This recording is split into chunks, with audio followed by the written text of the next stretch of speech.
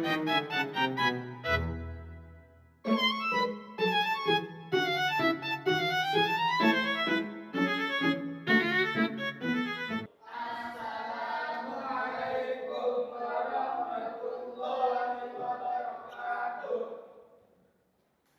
warahmatullahi wabarakatuh. Hari ini pertemuan kita adalah tentang ilmu politik. Jadi ini ada permulaan. Kita akan membicarakan tentang politik secara umum. Jadi kita akan bicara politik itu ya apa itu politik, apa saja yang dibahas, apa yang terjadi dan sebagainya. Jadi sebelum itu ada yang tahu tentang politik? Pernah dengar tentang politik? Apa itu? Apa itu politik? Jadinya politik itu kalau menurut kamu itu adalah ilmu yang membahas tentang pemerintahan beserta kebijakan yang ada di dalamnya. Oke, ada lagi. Ada yang aktif di BEM? Oh itu Mbak, BEM. Itu. Saya kira itu miniatur dalam konteks kenegaraan pemerintahan kita. Dan itulah politik. Sekarang kita akan membahas tentang apa itu politik. Kira-kira apa itu politik ya secara umum ya? Pertama, oke. Yang akan kita bahas nanti dalam politik itu adalah pertama ini. Ya nanti kita akan bicara apa itu definisi politik, kemudian konsep-konsep dalam ilmu politik. Nanti di dalam konsep politik itu ada yang ya ada nanti tentang agak buram ya. Kemudian apa hubungannya ilmu politik dengan ilmu pengetahuan yang lain, ekonomi, antropologi, kemudian apa bedanya dengan psikologi, geografi, dan ilmu hukum. Apa itu politik? Kita mulai. Zon politikon, ini kata Plato. Polite, kalau buku ada bukunya Plato itu namanya polite. Itu bicara tentang politik. Zon politikon. Manusia adalah bintang politik. Kalau dalam al-haywan itu natik, kalau bahasa Arab itu kan. Nah kalau kata Aristoteles, ini zon politikon. Jadi manusia itu adalah bintang politik. Jadi kita ini semua adalah politik. Artinya konsep ini adalah manusia berbeda dengan binatang yang memiliki peralatan ilmiah. Jadi kalian punya akal untuk kemudian mencerna, kemudian ya menganalisis sebagainya. Untuk mengorganisir diri guna menciptakan hidup yang adil. Itulah politik. Jadi politik itulah tidak ya sebenarnya dalam aslinya adalah dia bagaimana politik itu supaya kita kehidupannya lebih baik. Tidak kemudian misalnya ada intrik politik, bisa kalian dengar biasanya politik itu orang kelahi, misalnya politisi itu, begitulah politik. Karena biasa kita bilang begitu kan. Tapi pada dasarnya sebenarnya politik itu adalah ya bagaimana kita good of life. Jadi kita bagaimana kehidupannya lebih sejahtera lagi, lebih tentram lagi. Itulah namanya sebenarnya politik. Sebenarnya ini kemudian arti dalam di Aristoteles. Dalam Maria Budiarjo ini biasanya dikutip ada berapa, jadi buku-buku babun, buku-buku pegangan di semua kampus, ini Maria Budiarjo, mendeskripsikan politik itu sebagai usaha menggapai kehidupan yang lebih baik. Jadi tidak sekedar intrik, tadi biasa-biasanya dia punya apa ya intrik gitu, jadi tidak itu ya. Jadi lebih luas lagi bahwa sebenarnya ya politik adalah bagaimana berusaha untuk kehidupan yang lebih baik. Sehingga pada zaman Yunani kuno dulu, terutama pada Plato dan Aristoteles itu menamakannya dengan endamonio atau the good life atau hidup lebih baik. Itulah politik. Berbeda dengan Ramlan Subakti. Ramlan Subakti ini juga sama ahli politik juga, kayaknya di Airlangga saya juga dulu. Melihat politik itu tidak hanya usaha warga negara untuk memperoleh kebaikan bersama, tetapi melainkan lebih luas lagi, yaitu segala hal yang berkaitan dengan penyelenggaraan negara dan pemerintahan. Jadi urusan-urusan kemudian ya kenegaraan. Hari ini misalnya ada isu tentang ada tentara bayaran Tahu nggak? Ada dia mantan marinir yang kemudian ikut tentara bayaran Di negara lain. di Rusia. Rusia. Kemudian itu dicoret sebagai warga negara karena ada beberapa undang-undang militer tentang itu. Nanti bahas ya. Jadi politik itu adalah sebagai kegiatan yang berkaitan dengan mempertahankan kekuasaan dan masyarakat. Kemudian politik sebagai kegiatan perumusan kebijakan umum. Dan politik itu adalah sebagai konflik dalam mempertahankan suatu mencari sumber-sumber yang dianggap penting. Ini luas sekali. Jadi kata Aristo tadi ya cuma tidak hanya tadi ya good life itu, tapi ternyata juga mempertahankan kekuasaan. Jadi kalian kalau cara memperoleh kekuasaan ya itu namanya politik. Atau bagaimana di DPR itu kenapa kemudian dianggap politik karena ada hajat hidup orang banyak di situ. Kebijakan-kebijakan yang dinilai untuk mempengaruhi orang banyak, disitulah nah politik. Ada di situ ya. Mempertahankan kekuasaan, kemudian perumusan kebijakan umum. Jadi kalau kemudian kita harus puasa besok kata DPR ya, kita harus wajib karena itu adalah undang-undang dan itu produk politik. Kira-kira begitu. Ada juga yang mengartikannya secara pragmatis. Pragmatis itu ya langsung diterima aja. Yang mengerti politik ini oleh Harold de Lasswell namanya, Harold de Lasswell. Misalnya mengartikan politik itu dengan who get what and when. Jadi siapa yang memperoleh apa dan bagaimana. Yang itu terjadi dalam pemilu-pemilu kita. Setiap kali pilkada misalnya kalian dikumpulkan, tolong pilih si A 100.000. Nah kira-kira begitulah. Itu namanya pragmatis. Yang kemudian di Harold de Lasswell itu mengartikannya sebagai siapa yang mendapat apa dan bagaimana. Jadi kalau kalian ditanya biasanya wani piro gitu kan. Tolong coblos ini dong. Kan kalian langsung mengatakan wani berapa? Iya 100.000. Iya. Itu artinya bahwa politik itu memperoleh kekuasaan dan akan membutuhkan transaksi. Oleh siapa, mendapatkan apa, dan bagaimana caranya. Itulah politik.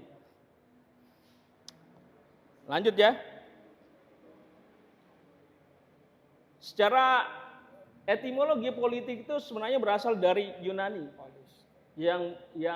Yang berarti polis, kata-kata itu dari polis, yang artinya kota, polis atau polis ya kota atau negara kota.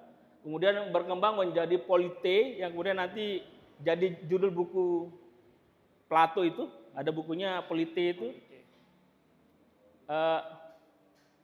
Yang berarti semua berhubungan dengan negara. Jadi kemudian ada politika yaitu pemerintahan negara dan politikos yaitu kewarganegaraan atau warga negara. Kalau dalam bahasa Arab politik itu disebut sebagai as-siyasah. As-siyasah. As-siyasah ya susu as-siyasah. Ya berarti sasa ya susu siyasah. Artinya itu mengatur. Sebenarnya kita Islam juga punya mengatur, memerintah, mengurusi, bisa juga memerintah dan politik atau membuat kebijakan. Ya agak sama. Kemudian kita sampai kesimpulan bahwa politik itu dalam suatu negara atau nation state nanti ya berkaitan dengan artinya nanti ya kekuasaan, power, kemudian decision making, pembuat kebijakan, kemudian kebijakan publik, public policy dan alokasi dan distribusi. Saya kira itu nanti berkaitan dengan itu semua. Jadi kalau bicara tentang misalnya tentang siapa yang menjadi apa, misalnya kalau sudah suksesi pemerintahan, misalnya dalam Prabowo, misalnya ada partai A, dia harus mengalokasikan kadernya menjadi menteri perindustrian sebagainya, itu adalah politik.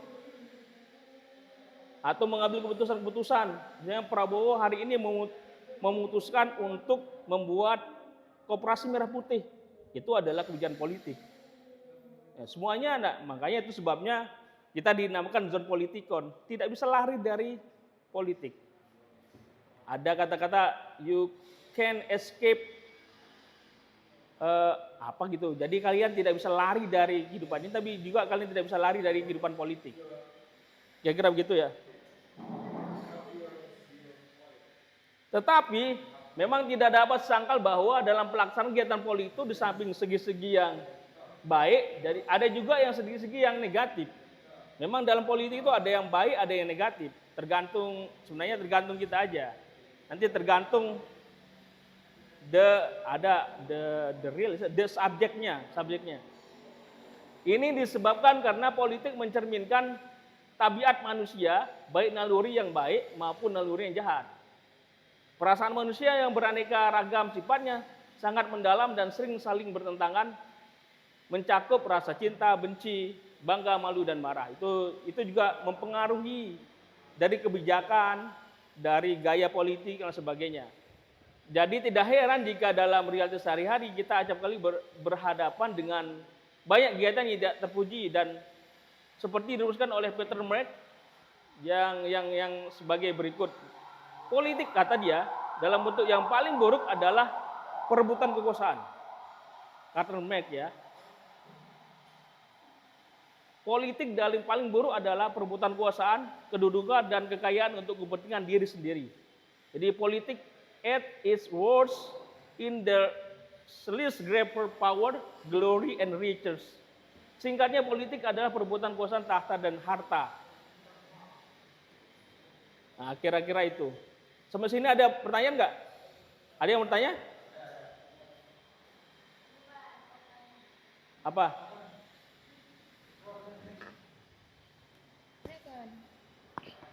Sebelum saya lanjutkan nanti ya. Oke, assalamualaikum warahmatullahi wabarakatuh.